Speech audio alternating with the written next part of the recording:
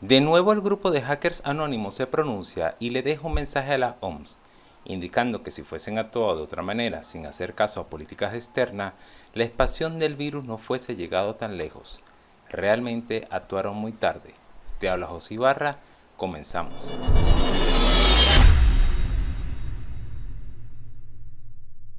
Anónimo le deja claro a la Organización Mundial de la Salud OMS que son más una organización política que un servicio público y que el mundo confía en ustedes para obtener información creíble, que son vistos como la máxima autoridad de información de salud, pero que tardaron meses en declarar el COVID-19 como pandemia mundial, y que su lealtad a los gobiernos que lo apoyan a través de donaciones masivas y siguiendo sus directrices han puesto al mundo en grave peligro, porque no querían crear pánico en la población, lo que agravó más la situación.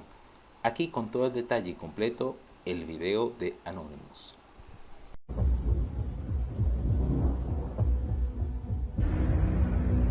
Greetings, citizens of the world. This is a message from Anonymous for the World Health Organization. It is widely believed that you are a group that truly seeks to maintain the best public health around the world, but in the past few months, it has become apparent that you are more of a political organization than a public service. In fact, your allegiance to the governments that support you through massive financial donations has put the world in grave danger. The organization that you belong to has a very important responsibility, because it is trusted by most of the world for credible information.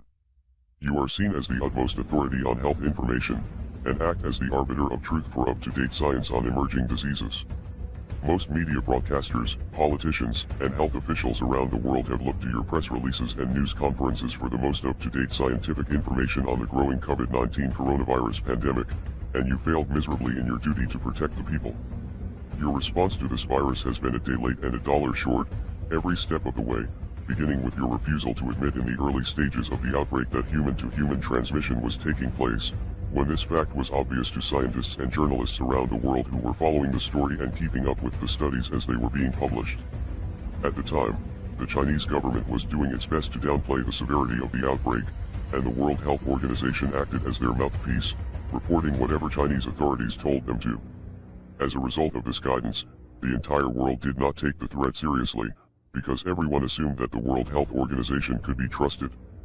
Members of the World Health Organization also took months before finally declaring the coronavirus a global pandemic.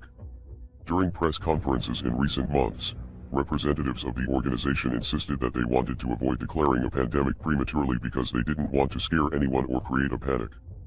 However, scientific findings have since shown that we were already dealing with a global pandemic by the time that Chinese authorities decided to quarantine Wuhan, because the genetics of the virus has been traced back to at least October or November 2019. What we see are epidemics about the need for facts, not fear. Using the word pandemic now does not fit the facts, but it may certainly cause fear. For the past several months you have insisted that this virus was not airborne, despite significant evidence, including multiple scientific studies suggesting that this was the case. Now that the whole world is in lockdown, you have finally admitted that this virus can be transmitted through the air, despite the fact that numerous scientific studies since January have confirmed this to be the case. The general population has been getting a very confusing message, and very bad advice, thanks to these conflicting reports, and the murky definition for airborne, that is being used by health officials.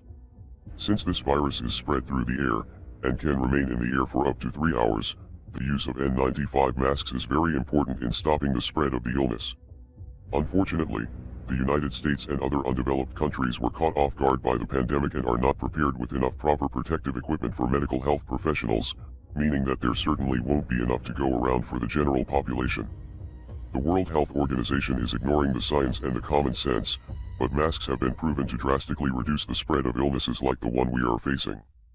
There are many people in the United States who are learning this fact and are becoming upset about the lies that they have been told, and many of them are suggesting that the World Health Organization is helping the US government prevent panic by downplaying the importance of masks and transmission through the air.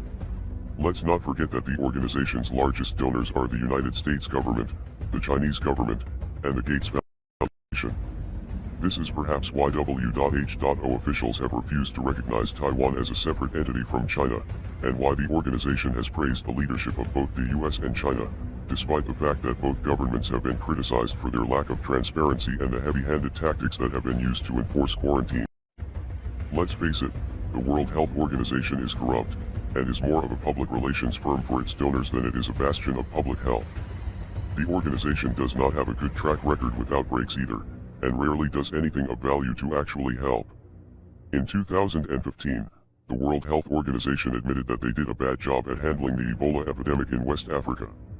In the Ebola outbreak, the organization actually made many of the same mistakes, including waiting too long before declaring a global health emergency, a decision which scientists later said undoubtedly contributed to the unprecedented scale of the outbreak. After the failed response to the Ebola epidemic, the previous Director General was replaced with Tedros Adhanom Ghebreyesus, who is now the face of the organization. Tedros also has a history of corruption, which includes downplaying the severity of a cholera outbreak in Ethiopia when he was the country's health minister between 2005 and 2012. In addition to misleading the world about the severity of the draconian measures that governments have taken to enforce quarantines.